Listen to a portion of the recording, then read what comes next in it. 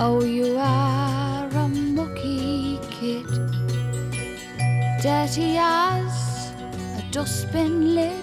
The abduction and murder of James Bulger by two 10-year-olds in 1993 prompted horror and revulsion up and down the country.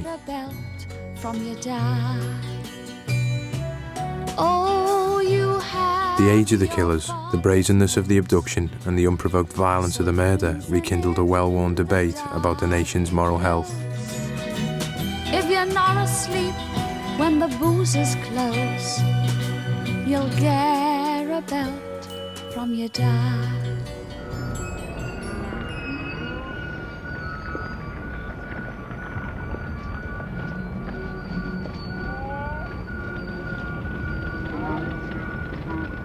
My first reaction was, I've got a lad myself, and my first reaction was they should be killed, because that's the way I'd feel. But looking at it a different way, to me they're just like devil kids, kids of the devil, because ordinary kids wouldn't do that. And it just sickens me.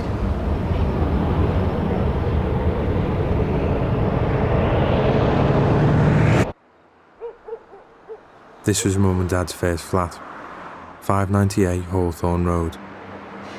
We lived upstairs above what was then Scott's General Store. That was in 1969. My Mum and Dad stayed awake all night here to watch Neil Armstrong take one giant leap for mankind. We moved out soon after, when my mum opened the airing cupboard, only to find the inside black, shiny and twitching with cockroaches. About a mile away is Bootle Strand Shopping Centre. We're the same age, me and the Strand. It was opened in 1968 by the Burgomaster of Mons, Bootle's Belgian twin town, and I was delivered by forceps at Millroad Hospital by a midwife whose name went unrecorded. Of course, I don't remember the 60s, but apparently it was a time of hope and a new kind of freedom, and Liverpool was a special place to be.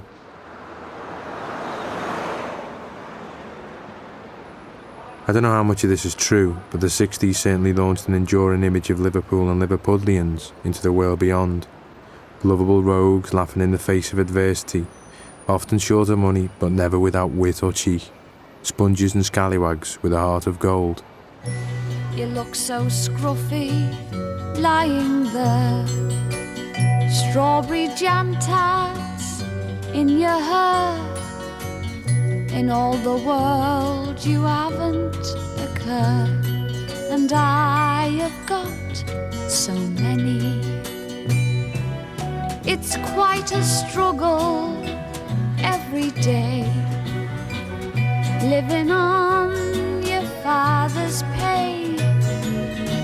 The beggar drinks it all away and leaves me without any.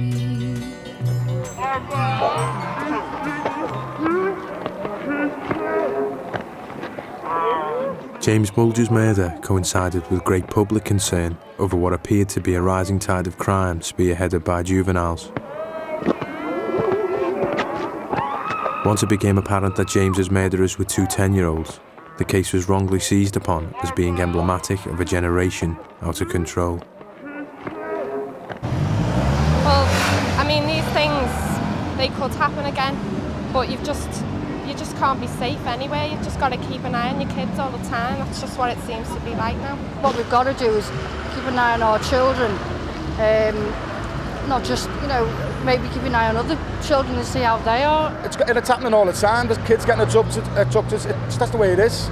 There's sick people out there, and we've got to realise this. I think they should give them more sentence to life, or even bring back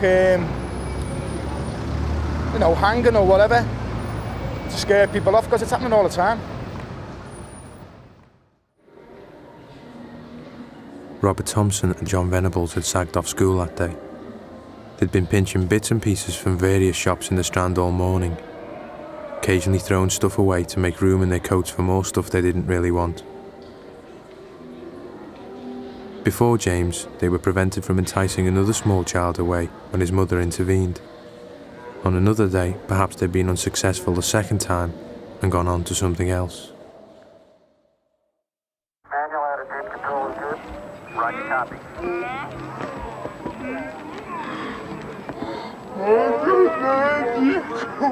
When I was a kid, I did a lot of things which I'm too ashamed or embarrassed to talk about now. I was violent, I was deviant, I was curious.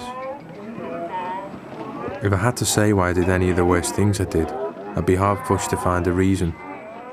Most of the time, my motivation would be nothing more than the thrill of the dare or the buzz of being close to danger. It's hard to rationalise, but when you're young, deviance seems like an end in itself. Roger, 1201 alarm. Some people, when the friends tell them to do something, they would do it, and after all, they would find it funny. Some people do things that you're not supposed to. Some people don't. Some people who always naughty, they always think that it's good to do something bad and you get a leg at it and everything. It's probably a joke, and the friends have dared them to do it, and they're thinking they're smart by doing it. Because some people think that they can be hard and hang around with all the big lads and everything. As people would say, hey, call them chickens and say, don't be the friend and we'll play with them. Some people are just like that, hitting people for the fun of it.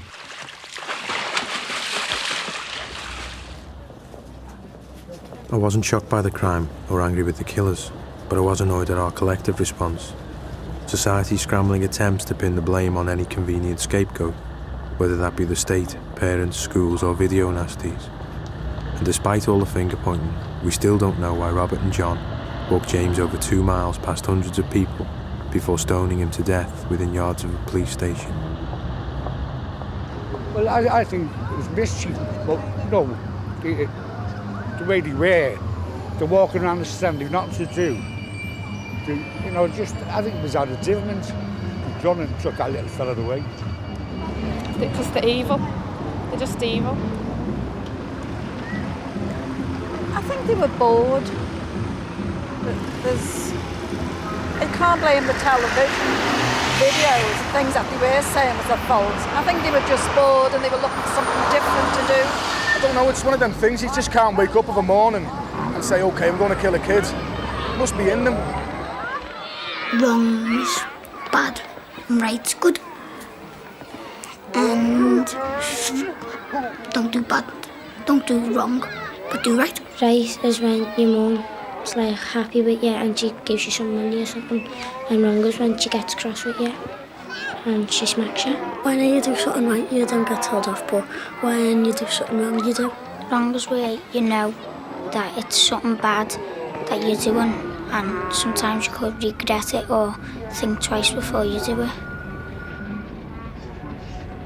Most kids, including my own, watch a lot of television these days, and I'm certain they're all influenced by it because I know I was and still am. But it's not television, videos or computer games that are responsible for how our children behave. It's us. It's adults that teach kids right from wrong, but it's what we do, not what we say, that counts.